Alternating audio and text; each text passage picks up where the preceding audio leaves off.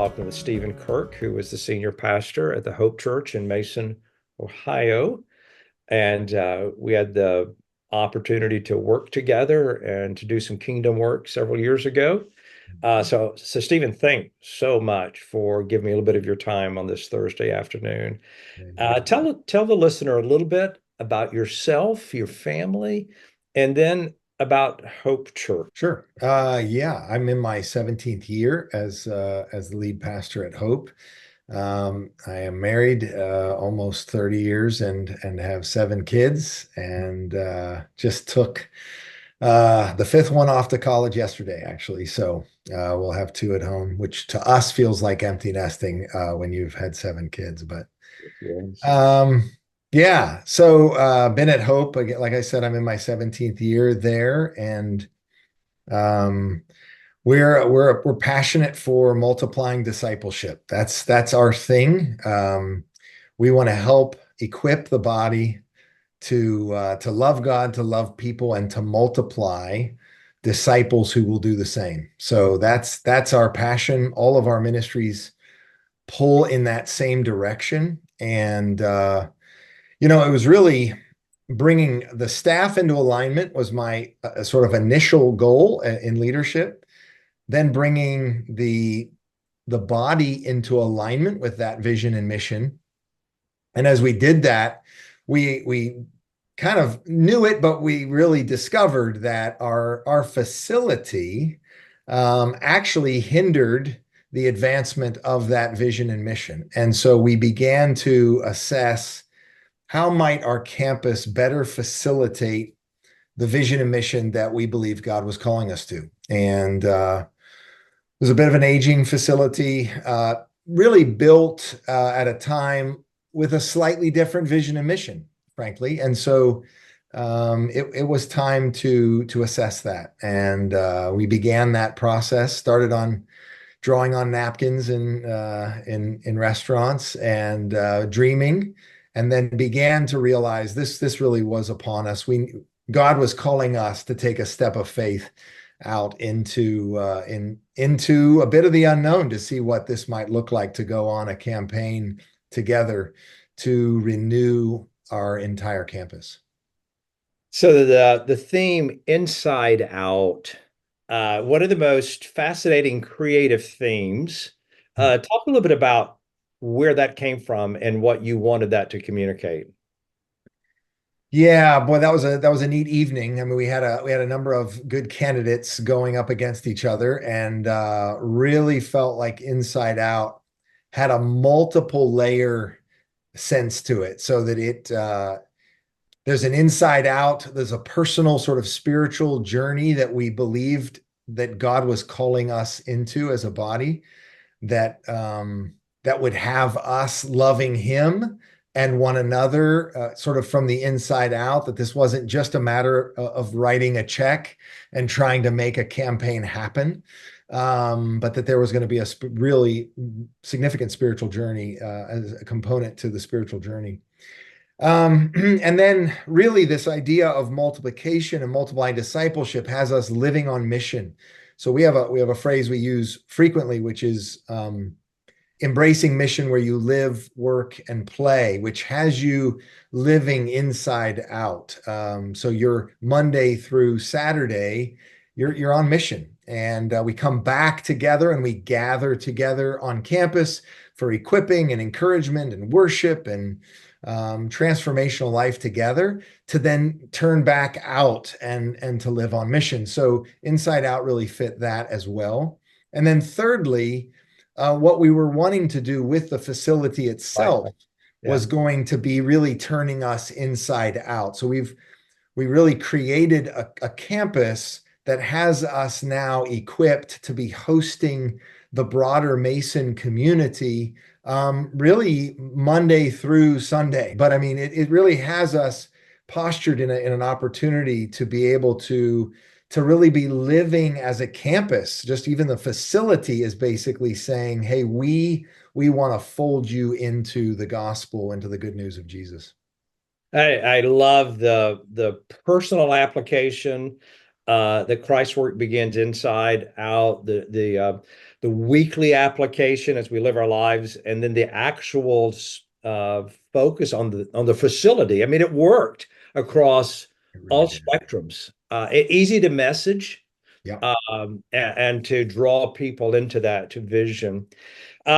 Stephen, what were the conversations like that led you and the leadership at Hope Church to consider bringing in an outside partner Yeah.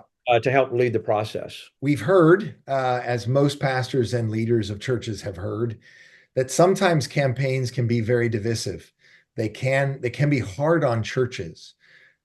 In part, I think, because churches may be not as financially ready as they might think they are.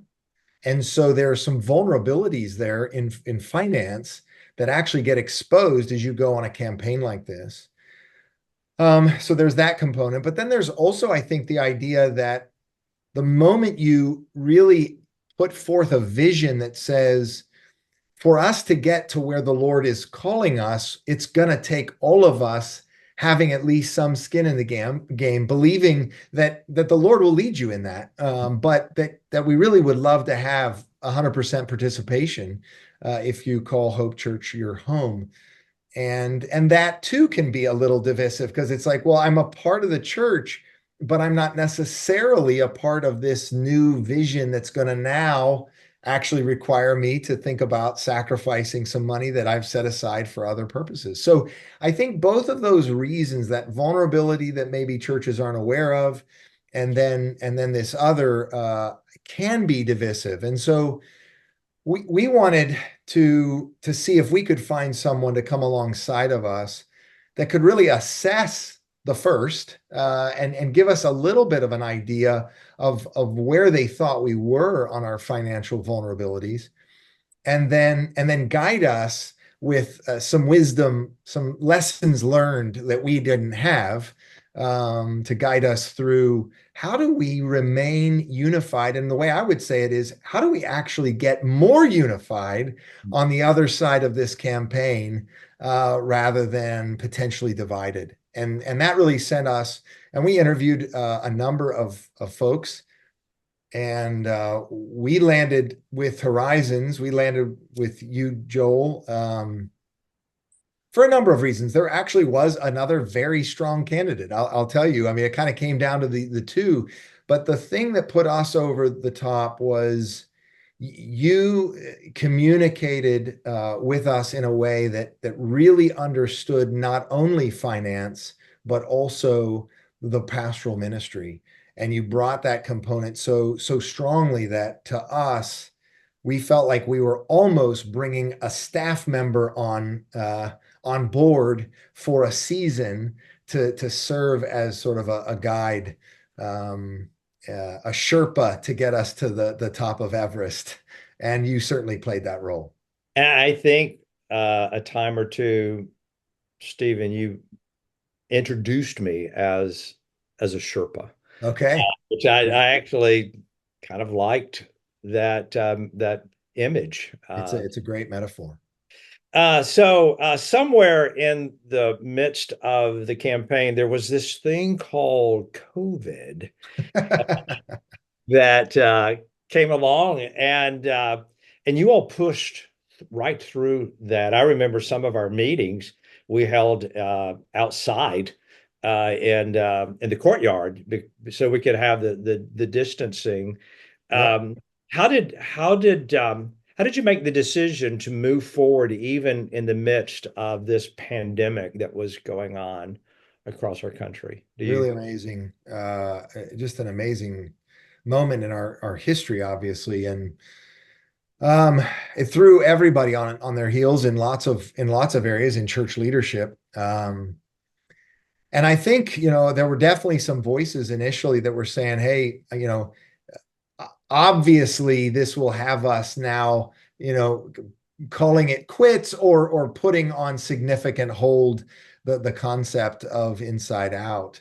And it was hard to rebuff those voices initially because wisdom seemed to lean their way. But part of what we had to return to was, but we didn't hear the Lord say, move forward into this as long as there is no global pandemic. Hmm. Um, Yeah. we heard him say, move forward. And actually, the way we went through the campaign was we said to the body, we will take one step forward and only one step. And then we will look left and we will look right and we will make sure we are still together. Hmm. And then prayerfully, we will take the next step. And I think I had already laid that out. And I think that metaphor, that picture became really helpful to go back to the body and say, okay, we're at a moment where we need to look left and right. We need to pray. We need to say, Lord, do you want us to take the next step? And so we entered a season of prayer and reflection, and honestly, we were ready to take the next step. And I think some of those that were a little skittish, um, I think they were put at ease to say, you know what? We're not taking 10 steps. We're saying yes to the next one. And I think that would be one of my recommendations, whether it's a global pandemic or any other sudden upheaval that you didn't necessarily factor into your journey, is to say, why don't we take the next step? And Hmm. in that process, the Lord will unify our hearts together. We go through the campaign, we come to Pledge Sunday, and we weren't quite where we wanted Hmm. to be. Again, wise leadership on your part to do some things a little bit differently at that point. Yeah. Talk a little bit about the discernment season coming out of Pledge Sunday and what happened in the next month or so. Yeah. So, I think there can be a sense coming out of Pledge Sunday that we missed it. Or there can be a sense that, man, we hit it, and maybe even hit it better than we thought. We didn't experience either of those. We were kind of in the middle, maybe leaning towards hitting it, but we didn't hit it. And so it had us in this a little bit of that moment again to say, okay, Lord, what are you saying? Clearly, the body is saying yes, but they aren't saying yes to the number necessarily that we need them to say yes to. So that was a challenge. And I would say, Joel, this was a classic moment where I would reach out to you. There have been key moments along the journey where we would be meeting at Hope, and it would come up, hey, Stephen, why don't you reach out to Joel and get his counsel and get his advice? I bet he's been here before, and we're kicking around a number of options. He's probably heard these options. Why don't you get his take? And there were a number of those moments throughout our journey, and you were always available, and you always helped us really hit it on the next step. And this was one of those moments. And so our plan ended up being that we were going to take a month, and we were going to tell the body, I know that was our pledge Sunday, but we're going to give it a month, and we're going to give you an opportunity to do one of three things. Um, some of you didn't pledge, and that's okay. That's unto the Lord. We want you to bring your hearts before the Lord. Do not feel shame or guilt. If you would be willing to pray over the next month, maybe the Lord would release some of his resources through you. Secondly, some of you pledged, but some of you may have found yourself holding back a little bit. And now you've seen your brothers and sisters really leaning in. And so there's momentum. Might you pray for a month about the possibility of upping your pledge? And then we added a third element, and that was those of you who pledged, would you consider maybe adding a fourth year? And that came out of conversation with you, Joel. And so when we went through that, then that month, and it was a special month. I mean, again, this journey, as you coached us over and over and over, the journey is not financial. The resources are there. Unless you're just way out of over your skis. If you've done some thoughtful reflection and some metrics, the resources are there. It really is a matter of, are we willing to take a step of faith Hmm. and direct some of the Lord's resources that actually belong to him to this kingdom project. And so we did that, and after a month, we were there, and that was certainly very exciting for our church family.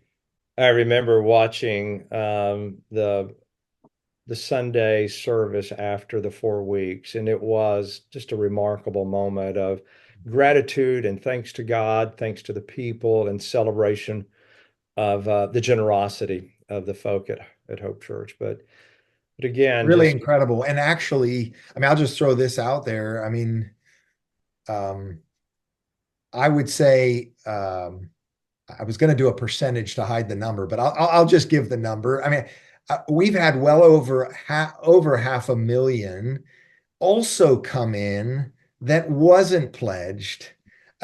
So that there are even resources that the Lord is going to surprise you with. And that was not one check, and that was not 20 checks. I mean, but the Lord will surprise you along the way as well. That was definitely one of our takeaways.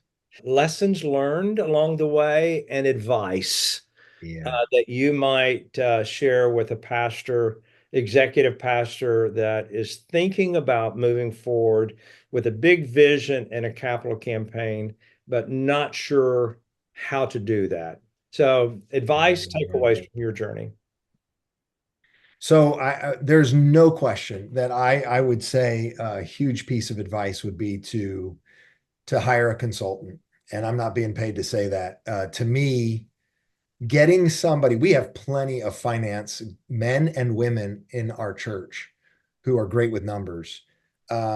This is not just about numbers. This is really about how do you have a vision? How do you cast a vision?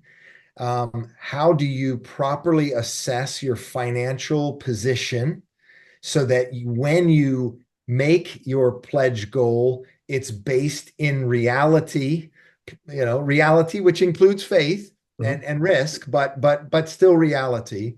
Um, and then how do you organize the teams that are important that will draw volunteers into the project?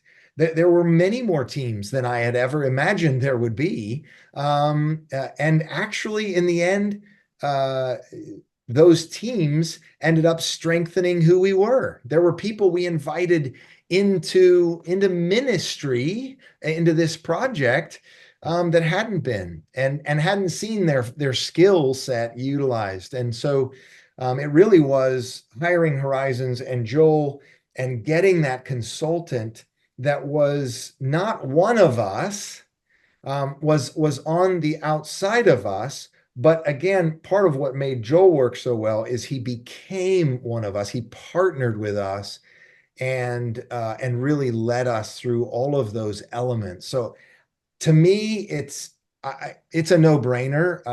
And I know that everyone on our elder board feels that way as well. Really a benefit. And in Joel's case, you came on and you were just reinforcing the heart that I was trying to bring as a pastor, which is this is going to be spiritual before it's financial. And it's not spiritual like for a week and then it's just financial. No, it's spiritual throughout. The Lord is going to be doing his work on our hearts throughout the journey. And you really prepared us well for that. So that would hands down be a first for me. There's just so many lessons learned.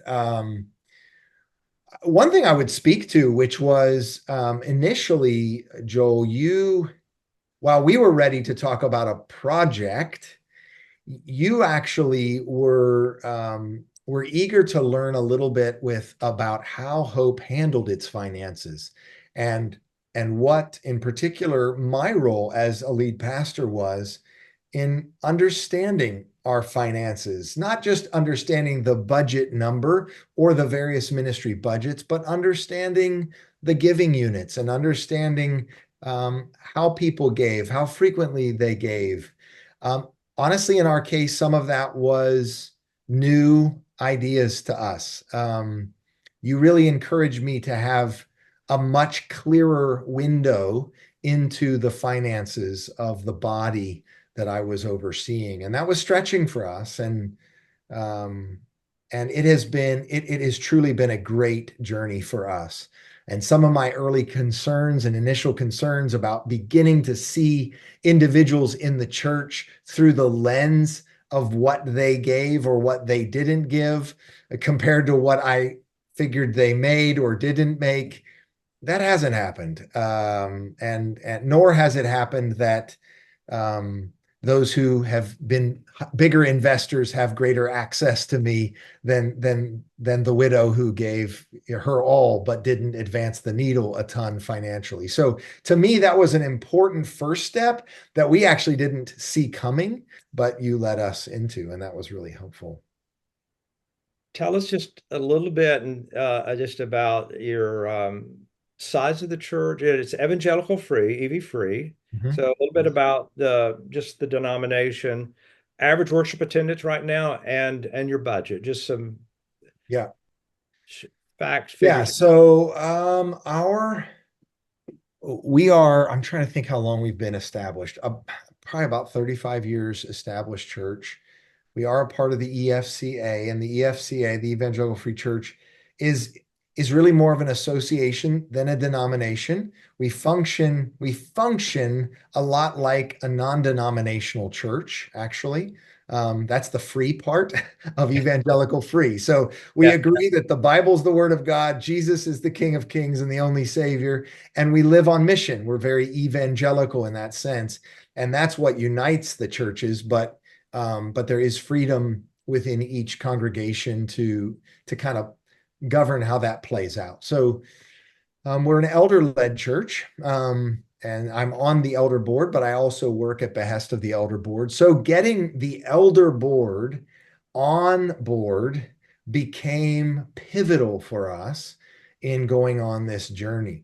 mm, Um, Initially we had a number of the elders who had a real keen interest. One was an architect, and others were just a little bit more of the creative type, and the others were sort of sitting back. And we reached a point where we said, you know what, the elder board needs to stand up first, each member, and really go before the body and say, I'm all in. And we're in as a couple, we're in financially as well, not necessarily divulging the number. Average attendance on campus, we will have over 1,000 on a Sunday on campus in the worship space. In the gathering, we will probably have 800 in the worship space on a Sunday. And I will say, I mean, some of those numbers are actually up because we went on this journey. sure. Um, there's no question that we've begun to see that. And one of the things I would love to say is, Joel, you said something that we did not believe early on, and that was if you go on this journey, your giving towards your general fund will actually increase. Um, that was your answer to our concern that if we go on this journey, how will we possibly continue to maintain the budget while we're trying to raise more? And I can tell you that our budget has increased each of the last 3 years that Mm, we have been on this financial campaign. So I guess I would attribute it maybe to two things. I think one thing was the whole concept of spiritual before financial. I had taught on that concept. I had taught on stewardship versus ownership. Everything belongs to the Lord. I mean, I taught on these things throughout the years. But there was a focused time of equipping and teaching from the word about the generosity of God. We just focused on his generosity. And the more people fell in love with the God who is so generous, they just found themselves almost giddy to give and to be a part. We called our sermon series for our campaign hilarious. And it sort of was that experience. And there has been that experience, I think, in people's giving, just having fun giving. So I think that's one thing. The second thing I would say we're seeing is some patterns were developed a little bit in giving that may not have been there before. And so some are now giving beyond the campaign to the budget because they got in the rhythm of giving and they're excited about what's going on there. So